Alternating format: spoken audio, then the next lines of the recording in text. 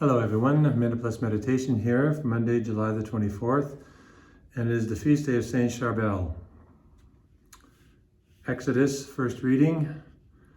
The Lord hardened the heart of Pharaoh, king of Egypt. He's let the Israelites go, and then he begins to rethink things, his heart now, and then he's going to go after them. So at this point, the Lord hardens his heart, again withdraws grace.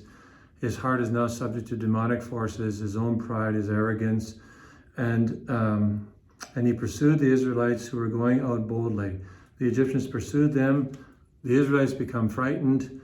Moses says to the people, "Do not be afraid, stand firm and see the deliverance that the Lord will accomplish for you today." For these Egyptians are basically they're all going to be dead. So, again, Pharaoh hardens his heart. He's actually been forced. He's lost everything that matters to him. He finally relents and lets them go. As soon as they're gone, he begins to rethink his position. He's going to go after them. And then he pays for it by losing even more. He loses, basically, after this, probably his country was seized by somebody else because he had nothing left. He basically sends all his finest warriors after the Egyptians.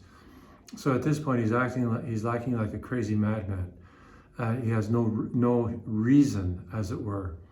He's just impulsive and power crazy, and he's going to go after them and do as much damage as possible. And consequences. As a result of this, he loses all of his forces, all of his chariots, and so on. So there are consequences of what we do. We can be so hardened at times, right, by decisions we're determined to make. We don't seek counsel. We don't pray for humility. We don't look at situations and say, I need to know where I could be wrong. I need to make the best decision here. I want to make the best decision, overall decision for myself or for another person.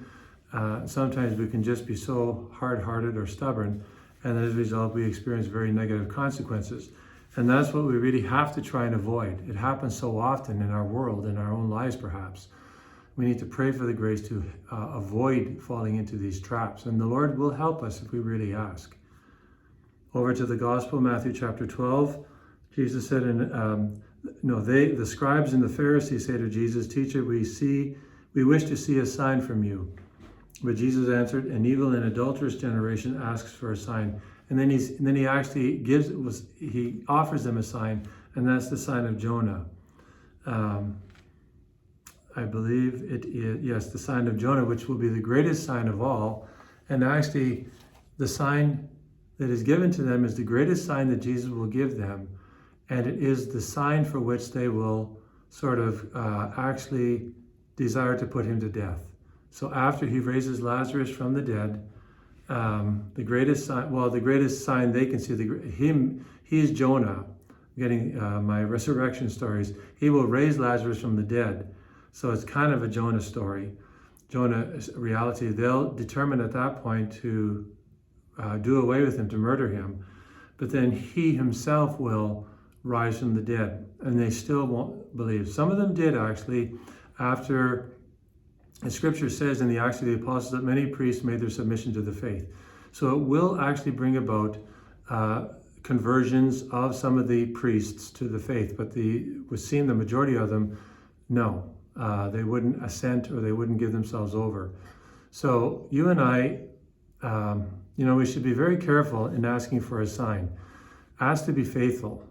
It's not wrong to ask God for things, but be careful what you ask for. Really sift it in prayer. Ask to be faithful. That's the most important thing. And it's this sense of knowing that the decisions you're coming to or you're wanting to make are the best decisions that are good for you in accordance with God's will. That's what we really should be striving, to pray for and actually kind of live out in our day-to-day living. God bless you.